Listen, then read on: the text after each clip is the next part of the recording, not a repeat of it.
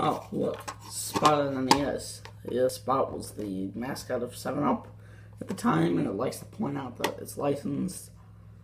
Yeah, okay. Let's play it.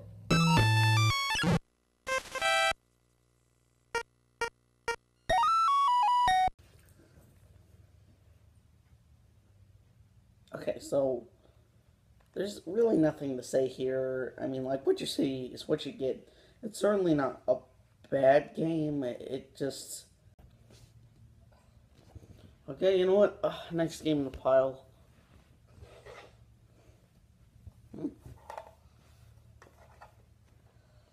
Oh, yeah. Back to the Future on NES.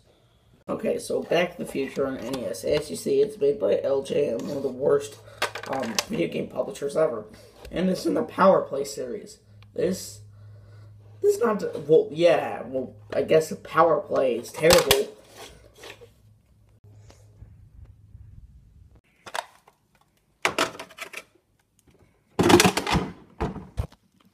Oh, fine, we'll play it.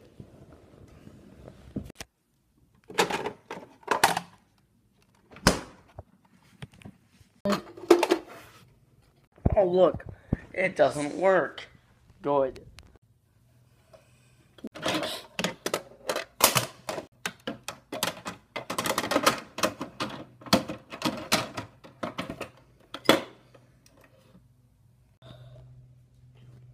Oh, well, this doesn't work, nothing will. Here's a good trick. If you have a problem reading NES games, sometimes the game's unique. Okay, now the game's working. Okay, so, this music. Now, this is like a 6-second loop. It just keeps going on and on. But I do have to give it some credit. I'll get to that later, about how it's not completely just a loop. But, anyway, let's play the game.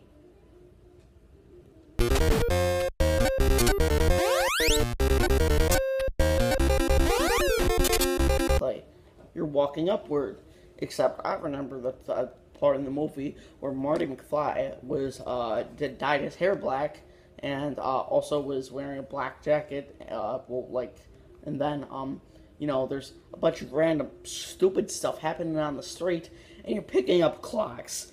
Yes, that's the point of the game, to pick up clocks. Like, did they even watch the movie? I mean, like, I'm sure that they did. I'll get to that later, but Jesus, like, this barely resembles the movie at all. And I know that there's terrible licensed games, especially for the DS, the original DS, not the 3DS, that are terrible licensed games that just are there for the sake of being licensed. I mean, like, they just follow... There are so many games that just don't follow a movie, and I feel like this one is probably the most inaccurate one of all time that I've played. I'm sure eventually I will come across one other one that's more inaccurate. Okay, so as you see at the bottom, there's this little bar that represents your age, since, you know, you gotta get to the end of the level, and you gotta pick up clocks, you gotta beat the timer, and you can't die of age. So,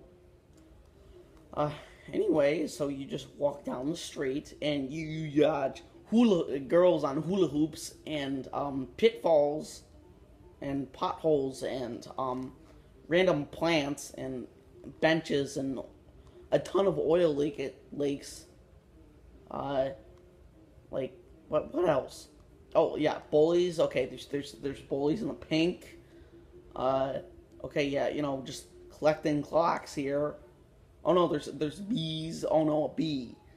She's so dangerous. Okay. Okay, so, then there's these people pretending to hold a sheet of glass.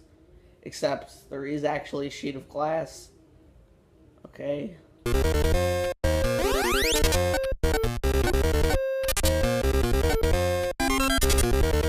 So, basically, once you get done with the first level, you go into, guess what? More walking. So, what does the stage look like? It's exactly the same. They just repeated the same stage twice.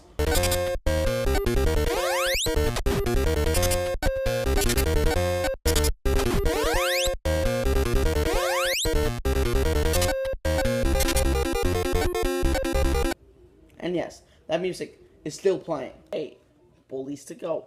So basically, it's just a terrible game where you throw the drinks at the bullies and before they slam your head into the wall. Look, I mean, like, there's no sense of logic. Like, when he die after I hit him, like, it's terrible.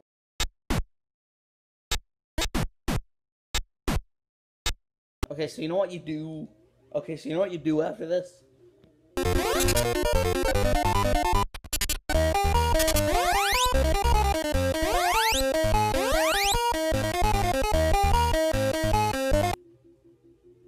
Guess what? Oh no, there's actually a minigame. I would say more walking, but there's actually minigames from time to time. This one is at the Hillbilly High School, and I think Marty, I think he's a math teacher because, you know, it's got math stuff on the board. Okay, so then and then there's his mom shooting hearts at him, except that's his mom. Like, you're not supposed to, like, when you dodge the hearts, or I believe you're supposed to collect the hearts, though. But it kind of looks like he's putting them in.